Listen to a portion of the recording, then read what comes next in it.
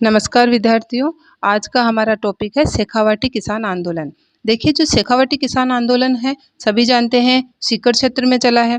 तो ये जो सीकर ही नहीं है, सीकर के अलावा चूरू, झुंझुनू वगैरह भी इसमें एरिया आते हैं। तो ये जो शेखावाटी क्षेत्र है, तो ये जो शेखावाटी है वो जयपुर के पश्चिम में स्थित है। जयपुर में कछवाओं का शासन था और कछवाओं की एक ब्रांच थी शेखावत। इन शेखावतों का यहाँ इस शेखावाटी क्षेत्र पर शासन था, इसलिए ये शेखावाटी क्षेत्र कहलाया।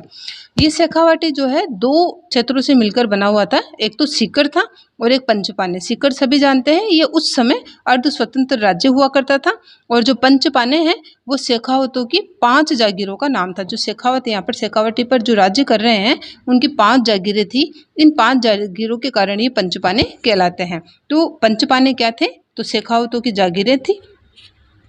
इन 5 जागीरों में सम्मिलित थे नवलगढ़, ढूंढलोद, बिसाऊ, मंडावा और मलसीसर, और झुंझुनू भी इन पंचपानों के अंतर्गत ही आता था। तो क्वेश्चन आ जाए कि झुंझुनू जो है सीकर में आ रहा है या पंचपानों में, तो ये पंचपानों में आ रहा है। इसके अलावा देखिए, शेखावाटी किसान आंदोलन एक जाट किसान आंदोलन था। अभी पीछे जितने भी हमने किसान आंदोलन पढ़े हैं उनमें कई जगह जैसे धाकड़ किसानों ने विद्रोह किया था, विरोध किया था। तो ये जो शेखावाटी किसान आंदोलन पूछ लिया जाए कि यहाँ पर किन किसानों ने विद्रोह किया था, तो ये था जाट किसानों का विद्रोह था। इसलिए शेखावाटी किसान आंदोलन को जाट किसान आंदोलन भी कह दिया जाता है। इसके साथ ही देखिए, एक अमर सेवा समिति है, ये शुरू में ही हमें पता हो। अमर सेवा समिति 1918 में बनती है। जो है ये चिड़ावा झुंझुनू में बनी है और इसका निर्माण मास्टर प्यारेलाल गुप्ता ने करवाया था। ये सीकर में ही बनी है और चिड़ावा का गांधी भी कहते हैं मास्टर प्यारेलाल को। शेखावाटी क्षेत्र में जनजागृति सबसे पहले इसी समिति ने शुरू की थी और 1920 के असहयोग आंदोलन में इस समिति ने भाग लिया था। और 1920 में जो गांधी जी ने शराबबंदी और स्वदेशी का प्रचार, विदेशी बहिष्कार, इन सब कार्यों में जो अमर सेवा समिति ने भाग लिया था। तो शेखावाटी किसान आंदोलन की पहली संस्था जिसने असहयोग आंदोलन में भाग लिया था, अमर सेवा समिति। अमर सेवा समिति किस रियासत से संबंधित थी? शेखावाटी रियासत से संबंधित थी। 1918 में बनी थी। किसने बनाई? मास्टर प्यारेलाल गुप्ता ने बनाई। चिड़ावा का ये चिड़ावा में बनाए थे इनको मास्टर प्यारेलाल गुप्ता ने चिड़ावा में बनाई थी अमर सेवा समिति, इसीलिए चिड़ावा का और सीधा सीधा ये असहयोग में भाग ले रहे थे और स्वदेशी का प्रचार, विदेशी बहिष्कार कर रहे थे, गांधी जी के जो है पद चिन्हों पर चल रहे थे, इसीलिए इनको चिड़ावा का गांधी कहा जाता है, मास्टर प्यारेलाल गुप्ता को। अब सीकर किसान आंदोलन देख लेते हैं। सीकर किसान आंदोलन 1922 में शुरू होता है और वहाँ का जो है सामंत था सीकर का राव राजा कल्याण सिंह था। जब सीकर आंदोलन हुआ वहाँ का जो शासक था राव राजा कल्याण सिंह। ये माधो सिंह की मृत्यु के बाद में राव राजा कल्याण सिंह शासक बना था सीकर का। अब किसानों की क्या मांगे थी, क्या चाहते थे किसान? वही है करीब करीब सभी मांगे। लगान, लाटा कुंता खत्म करो। अकाल के समय भी टैक्स ले रहे थे तो अकाल में रियायत नहीं दे रही थी गवर्नमेंट। फिर असिंचित जमीन पर भी टैक्स। भाई सिंचित जमीन जहाँ पर फसल हो रही है वहाँ पर तो टैक्स लिया जा रहा है, लेकिन जहाँ जो बंजर भूमि है उस पर भी टैक्स लगा दिया, तो ये गलत हुआ। फिर भूमि बंदोबस्त, भूमि का जमीन में लगान लेने का एक कॉन्ट्रैक्ट किया सीकर रियासत ने। कैसे?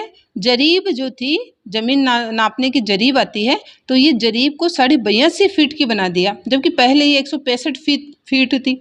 मतलब एक जरीब में पहले 165 फीट हो रहे थे, तो मान लो 100 रुपये टैक्स लग रहा है, तो पहले 165 फीट पे टैक्स लग रहा था। अब उस जरीब की नाप ही कम कर दी, 82.5 फीट पर ही ये टैक्स ले रहे हैं करीब। अब ये टैक्स डबल हो गया यहाँ जरीब को आधा करने के कारण। ठीक है, तो ये भूमि बंदोबस्त सीकर में हुआ। इसका विरोध किया किसानों ने। बेगार तो सभी रियासतों की प्रॉब्लम थी करीब करीब। इसके अलावा देखिए, एक नया टैक्स लगाया था सीकर रियासत ने, जकात कर। जकात कर क्या था? किसान दूसरी जगह फसल बेचे तो भी टैक्स दोगे और दूसरी जगह से अगर खाद बीज वगैरह लेके आओगे तो भी टैक्स दोगे। मतलब जकात कर फसलों पर लगाया जाने वाला वह कर था कि अपने ही राज्य में जो, जैसे मान लो सीकर के किसान हैं, अब वो सीकर में जो फसल कर रहे हैं तो सीकर के अंतर्गत ही वो फसल को बेचे। प्रशासन ये चाहता था अगर वो अच्छे दाम लेने के लिए दूसरी जगह जाते हैं तो हमारी सीमा से निकलने के पहले टैक्स दो, वहाँ से कुछ सामान ला रहे हो तो हमारी सीमा में आने के पहले टैक्स दो। तो ये था ज़कात कर, ठीक है। तो ये फसल पर लगाया जाने वाला कर था जो दोनों तरफ से बढ़ा दिया गया, जिससे किसान परेशान हो गए। देखिए ये ज़कात कर हमने सीकर रियासत में पढ़ा। तो सीकर रियासत में जो है शेखावाटी क्षेत्र में ज़कात कर ज़्यादा बढ़ा देने के कारण किसानों का विरोध हुआ। इसके अलावा मैंने पीछे किसान आंदोलनों में आपको बिगोड़ी टैक्स और आबियाना टैक्स भी बताए थे। तो आप मुझे प्लीज़ कमेंट करके ज़रूर बताएं कि ये बिगोड़ी टैक्स क्या था और आबियाना टैक्स क्या था और ये किस पर लगाए जाते थे। यहाँ के शेखावाटी के किसान अपनी परेशानी, इतनी मांगे जो है लेकर रेवेन्यू मिनिस्टर के पास जाते हैं। उधर सीकर का रेवेन्यू मिनिस्टर था ग्लेनसी। तो नो सॉल्यूशन, कोई सॉल्यूशन इनका होता नहीं है। किसान जो है थोड़ा और क्रोधित हो जाते हैं। अब किसान आंदोलन चालू हो जाता है। तो सीकर किसान आंदोलन को सीधा सपोर्ट दे रहा था राजस्थान सेवा संघ। देखिए राजस्थान सेवा संघ के बारे में हम डिटेल पढ़ चुके हैं, आपने नई वीडियोज देखे हैं तो प्लीज़ देख लीजिएगा। राजस्थान सेवा संघ जो है वो ऐसी संस्था थी जो राजस्थान के प्रत्येक किसान आंदोलन में प्रत्यक्ष अप्रत्यक्ष रूप से सक्रिय थी।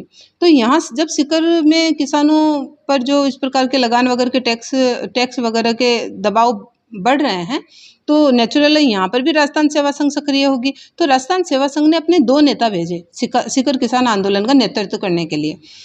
तो कौन से 2 नेता आए, एक तो रामनारायण चौधरी और एक हरि ब्रह्मचारी। तो राजस्थान सेवा संघ ने कौन से नेता सीकर आंदोलन के नेतृत्व के लिए भेजे थे, तो ये दोनों नेता भेजे थे। इसमें से रामनारायण चौधरी तो नेता या मंत्री हुआ ही करते थे, जबकि हरि ब्रह्मचारी जो थे वो राजस्थान सेवा संघ के सचिव हुआ करते थे। तो इन दोनों को भेज दिया। और रामनारायण चौधरी का सीधा संबंधी सीकर से था, ये सीकर के ही थे, इसीलिए इनको यहाँ भेजा गया। रामनारायण चौधरी के कुछ फैक्ट देख लेते हैं।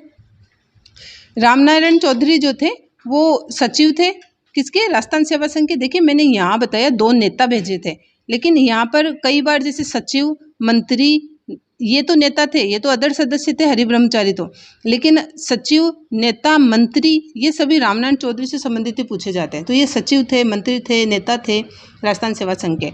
तो ये रामनारायण चौधरी सीकर के थे, यहाँ राजस्थान सेवा संघ के जो है सचिव थे। इसके साथ तरुण राजस्थान का संपादन भी यही कर रहे थे। तरुण राजस्थान जो अजमेर से समाचार पत्रिका निकलती थी उसका संपादन भी ये कर रहे थे। इसके अलावा सीकर किसान आंदोलन का नेतृत्व भी इन्होंने किया। अब इन्होंने रामनारायण चौधरी के नेतृत्व में हजारों किसान एकत्रित होते हैं, विरोध करते हैं। तो देखिए इन्होंने रामनारायण चौधरी ने सीकर किसान आंदोलन को सीकर तक या शेखावाटी तक ही सीमित नहीं रखा, इन्होंने विदेश में भी इस आंदोलन को फैलाने की पूरी कोशिश की। तो लंदन तक भी इन्होंने सीकर किसान आंदोलन की जो है न्यूज़ पहुंचा दी। लंदन में एक न्यूज़पेपर निकलता है डेली हेराल्ड। तो डेली हेराल्ड नामक न्यूज़पेपर में रामनारायण चौधरी ने सीकर आंदोलन की मांगे उठाई थी कि सीकर में इस प्रकार से किसान परेशान हो रहे हैं टैक्स वगैरह से, तो वहाँ पर लेख लिखवाया था डेली हेराल्ड। तो देखिए कितनी इनकी पहुंच थी रामनारायण चौधरी की। लंदन के डेली हेराल्ड में सीकर से रिलेटेड परेशानियों से लेख लिखवा देते हैं। तो किस किसान आंदोलन की चर्चा लंदन के डेली हेराल्ड नामक न्यूज़पेपर में थी, तो वो आ जाएगा सीकर किसान आंदोलन। इसके साथ ही जो लंदन में हाउस ऑफ कॉमन्स, अपने जो राज्यसभा लोकसभा होती है वैसे उनके अपर हाउस लोअर हाउस होते हैं। तो हाउस ऑफ कॉमन्स में जो विपक्ष का नेता था पैट्रिक लॉरेंस, इसने जांच भी करवाई थी, इसके बेस पर जांच करवाई थी कि वहाँ पर सच में किसानों के साथ गलत हो रहा है या नहीं हो रहा है। तो हाउस ऑफ कॉमन्स में पैट्रिक लॉरेंस ने जांच करवाई थी, बट वही है अंग्रेजों के पक्ष में ही निर्णय जाता है, लास्ट में नो रिजल्ट, वहाँ से कुछ जो है परिवर्तन आया नहीं। इसके साथ रामनारायण चौधरी ने जब विदेशों तक सीकर किसान आंदोलन को जो है फैला दिया, वहाँ तक मांग उठा ली, तो सीकर का राव था उस वक्त कल्याण सिंह, मैंने अभी बताया भी था आपको। तो सीकर का राव कल्याण सिंह रामनारायण चौधरी को निष्कासित कर देता है सीकर आने से, और सीकर में जो इनकी समाचार पत्रिका आ रही थी तरुण राजस्थान, उसको भी बैन लगा दिया जाता है। तो सीकर से निर्वासित हुए रामनारायण चौधरी, और किस समाचार पत्र पर बैन लग गया था, तरुण राजस्थान पर। तो ये बहुत इंपॉर्टेंट जानकारियां हैं, आप वापस देख लीजिएगा। इसके बाद में देखिए 1931 में सीकर में एक संस्था बनती है, राजस्थान जाट क्षेत्रीय महासभा। बहुत बार क्वेश्चंस में ये मिलता है हमें कि राजस्थान जाट क्षेत्रीय महासभा किसने बनाई थी, तो ठाकुर देसराज ने बनाई थी। हमारे दिमाग में अधिकतर रहता है कि ठाकुर देसराज भरतपुर का किसान नेता था, तो वो जो है हम इसको सेट बैठा नहीं पाते हैं, तो आप प्लीज़ इसको थोड़ा सा नोटिस कीजिए। 1931 में सीकर में आकर ही ठाकुर देसराज ने राजस्थान जाट क्षेत्रीय महासभा बनाई थी, और ये भरतपुर का किसान नेता था ठाकुर देसराज। ठीक है, तो सीकर में राजस्थान जाट क्षेत्रीय महासभा बना रहे हैं ठाकुर देसराज। इसके बाद में देखिए, ये तो बना दिए, सक्रिय हो जाती है ये संस्था राजस्थान जाट क्षेत्रीय महासभा किसानों के हक को लेकर।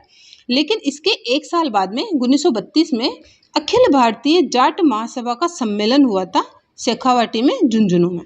तो झुंझुनू में अखिल भारतीय जाट महासभा का जो सम्मेलन हुआ, उसमें सभी किसान इकट्ठा हुए, सभी ने एक दूसरे को समस्या बताई, तो थोड़ी जैसे राजनीतिक चेतना जैसी वाली जो है भावना सभी किसानों में दौड़ गई, और शेखावाटी के किसान बहुत ही अधिक प्रोत्साहित हुए। तो शेखावाटी के किसान किस संस्था से सर्वाधिक प्रोत्साहित हुए? अखिल भारतीय जाट महासभा का सम्मेलन हुआ था झुंझुनू में, इससे बहुत अधिक प्रोत्साहित हुए।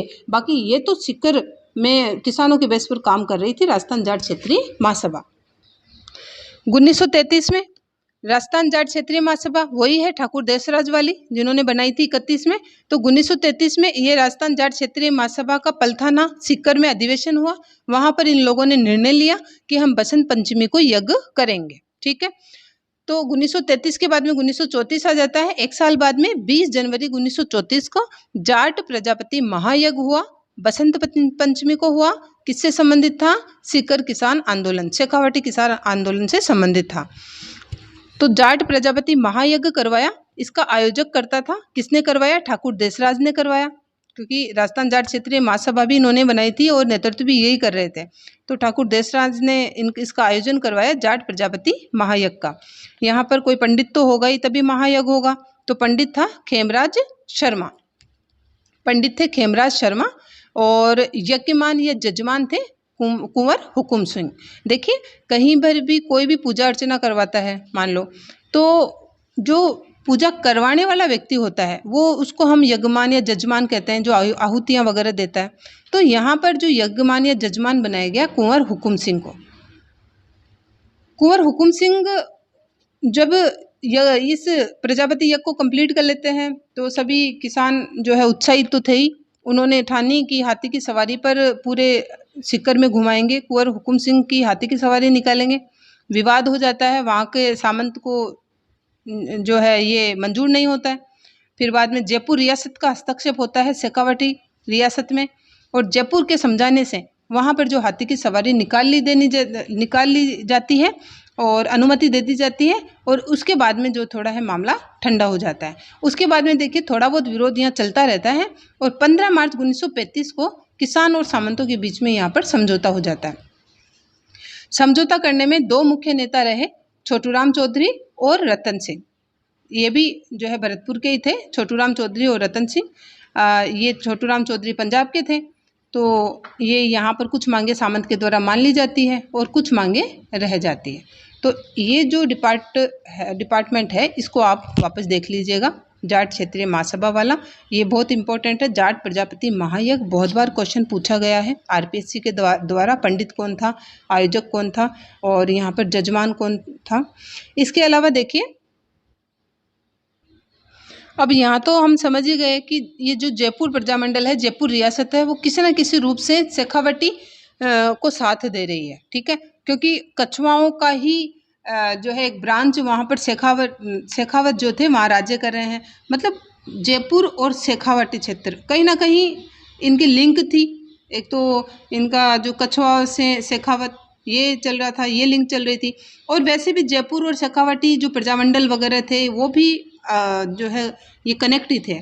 तो 1931 में जयपुर प्रजामंडल बन जाता है उत्तरदायी शासन के लिए। सभी प्रजामंडलों का जो है उद्देश्य एक ही था, उत्तरदायी शासन की स्थापना करना। तो 1938 में जमनालाल बजाज इसके अध्यक्ष बनते हैं जयपुर प्रजामंडल के। बन तो ये 31 में जाता है, लेकिन 1938 में जमनालाल बजाज जयपुर प्रजामंडल के अध्यक्ष बनते हैं। और उनका ध्यान, मैंने बताया इनकी लिंक शेखावाटी में थी शुरू से ही, तो इनको शेखावाटी के किसानों की समस्याओं का पता चलता है। और जमनालाल बजाज जो है शेखावाटी किसान आंदोलन को समर्थन देने के लिए राजी हो जाते हैं और उन्होंने जो है घोषणा की कि अब सीकर किसान आंदोलन को जयपुर प्रजामंडल नैतिक रूप से समर्थन करेगा, नैतिक मोरल रूप से सपोर्ट करेगा। मोरल मतलब जो नैतिक बातें हैं, जो लीगल बातें हैं, उसमें सपोर्ट करेगा।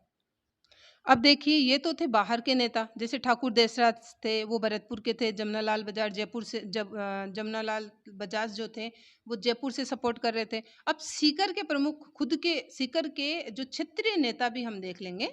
सीकर आंदोलन में सीकर के जो प्रमुख नेता कौन कौन से थे ये हमें पता होना चाहिए। तो सरदार हरलाल सिंह, तारकेश्वर शर्मा, पन्ने सिंह, नेतराम सिंह और मास्टर चंद्रभान सिंह, ये लोकल नेता थे सीकर के। इनमें से जो तारकेश्वर शर्मा, ये बड़े इंपॉर्टेंट रहे। क्यों?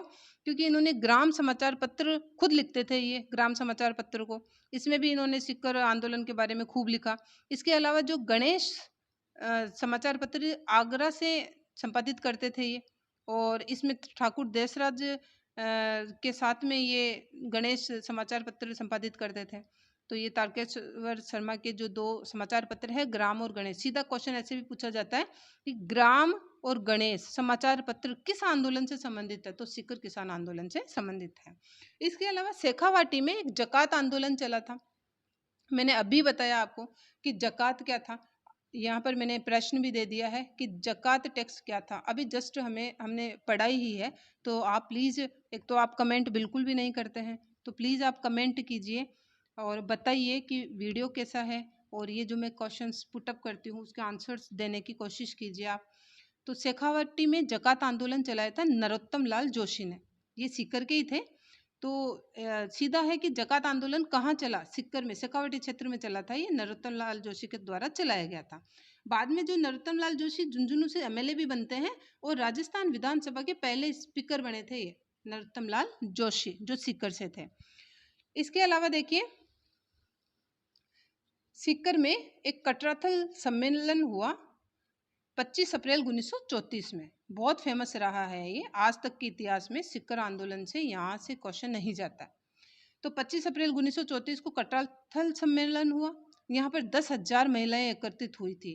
अब इसका कारण क्या था कि सिहोट का सामंत था मानसिंह, उसने सोतिया का बास में महिलाओं से दुर्व्यवहार करने की कोशिश की थी। ठीक है, सोतिया का बास में सिहोट के सामंत मानसिंह ने महिलाओं के साथ दुर्व्यवहार किया था। इसके ऑब्जेक्शन में सभी महिलाएं, करीब 10,000 महिलाएं कटराथल में इकट्ठी हो गई। इसे कटराथल सम्मेलन कहते हैं। इस कटराथल सम्मेलन में अध्यक्षता की थी किशोरी देवी ने। ये सरदार हरलाल सिंह, जो सीकर के लोकल नेता देखे थे हमने अभी, तो सरदार हरलाल सिंह की पत्नी थी किशोरी देवी, और उत्तमा देवी थी, ये मुख्य वक्ता थी, ये लीडर थी, मुख्य वक्ता थी। मीन्स लीडर मीन्स मुख्य वक्ता, स्पीकर हम कह सकते हैं। लीडर तो किशोरी देवी थी, तो उत्तमा देवी थी, और ठाकुर देसराज की पत्नी थी, जो ये भरतपुर के किसान नेता थे। ठीक है, तो सीकर किसान आंदोलन से संबंधित मुख्य महिलाएं थी, ये थी किशोरी देवी और उत्तमा देवी। कूदन हत्याकांड, ये भी सीकर किसान आंदोलन का बहुत प्रसिद्ध रहा है इतिहास में। 25 अप्रैल 1935 को होता है, वो 25 अप्रैल 1934 को हुआ था। कटराथल सम्मेलन किशोरी देवी वाला, उत्तमा देवी वाला, और ये कूदन हत्याकांड 25 अप्रैल को हुआ। इसके फिक्स एक साल बाद में 25 अप्रैल 1935 को।